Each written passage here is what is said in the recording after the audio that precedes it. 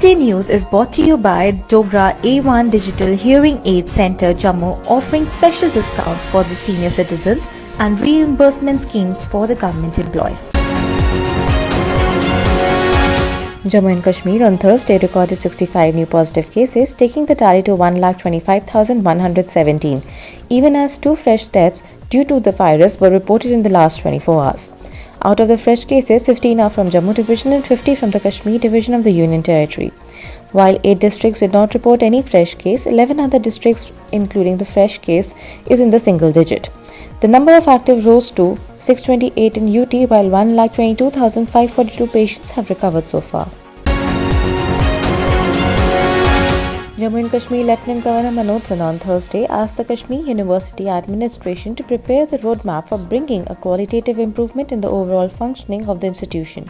Chairing the 81st Kashmir University Council meet, Sinha called upon the academia to identify challenges in the implementation of National Education Policy 2020 and prepare a plan accordingly, thus making higher education sector effective, result-oriented and more vibrant.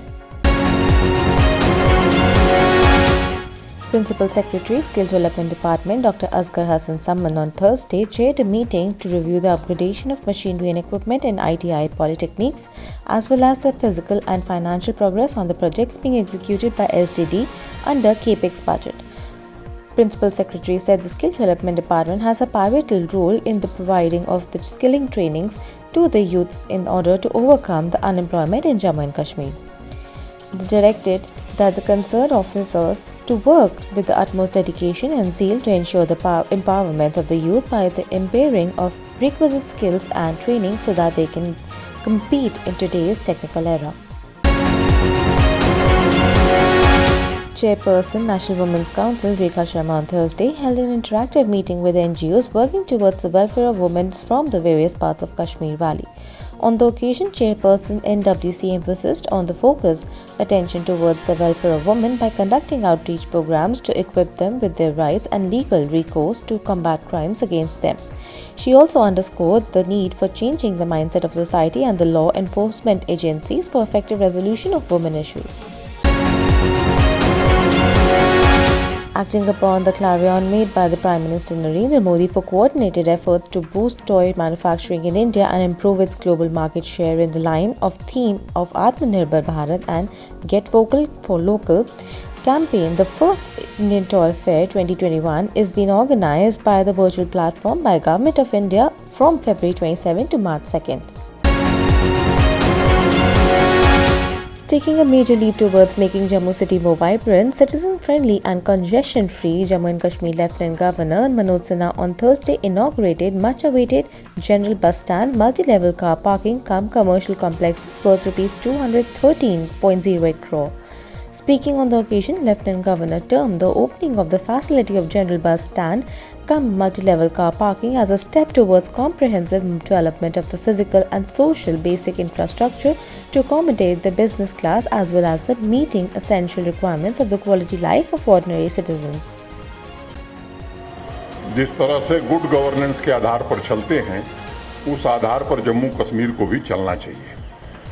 सामान्य रूप से आप देखें देश के दूसरे राज्यों में, मैं उत्तर प्रदेश, बिहार, मध्य प्रदेश या नॉर्थ ईस्ट के प्रदेशों की अगर बात करूं, तो ये कोई गुजरात, महाराष्ट्र, कर्नाटक की तरह विकसित राज्य नहीं थे, ये भी पिछड़े हुए राज्य थे। लेकिन मैं भी गांव से आता हूं, अब वहां गांव को सड़क से जोड़ना ये समस्या नहीं रह गई। Bharat Petroleum Corporation Limited launched a digital scheme, Scan and Win, at its selected petrol pumps in Jammu region on Thursday. Having worked at the back end during the COVID-19 times for ensuring smooth movement of COVID warriors, Team JNK of company decided to reconnect with its customer with the scheme. The launch function was held at the respective outlets in the presence of participating dealers, customers and company staff.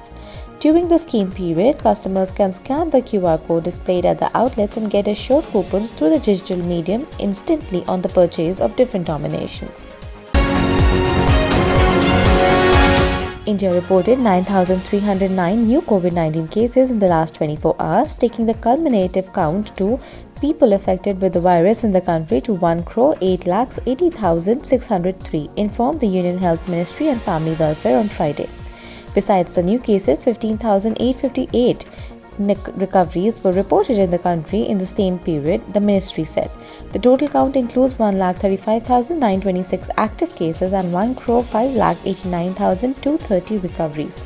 The COVID-19 death toll has reached to 1,55,447, with 87 people succumbed to the virus in the last 24 hours.